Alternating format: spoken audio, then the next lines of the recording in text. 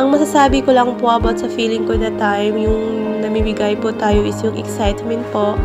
Kahit andun pa lang po tayo sa bahay ni Ma'am Lois, yung andun na po yung banding natin. And then that time po nung umalis na po tayo para mamigay, ang sarap po talaga at ang gaan ng pakiramdam po talaga na tayo po yung mag-share ng blessings.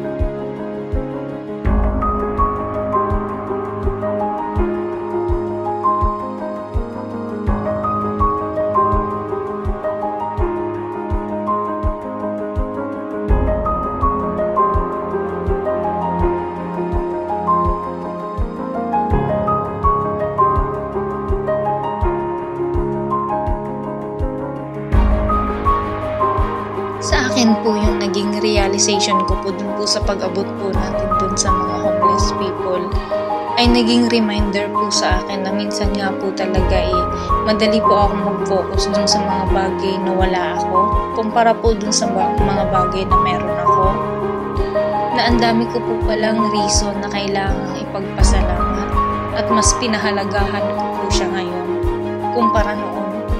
Mas tinuruan niya po ako mas magpakumbaba sa lahat ng oras. Pagkat lahat po ng kailangan ko'y sobra pa po pala yung meron ako. At salamat po pala sa village dahil ngayon ko lang po nararanasan lahat ng ito.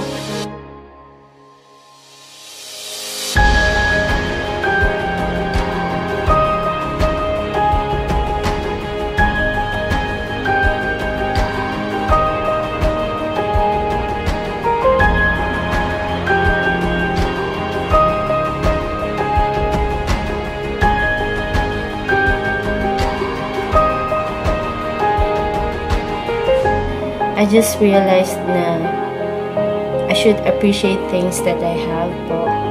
That should never complain and be contented po kung ano meron po ako. Compare my life to them, ibang-iba. Dapat maging thankful ako sa mga biyaya na nararanasan ko. I know po that God created me because of His great plans and purpose. He wants me to do more po and open my heart to others.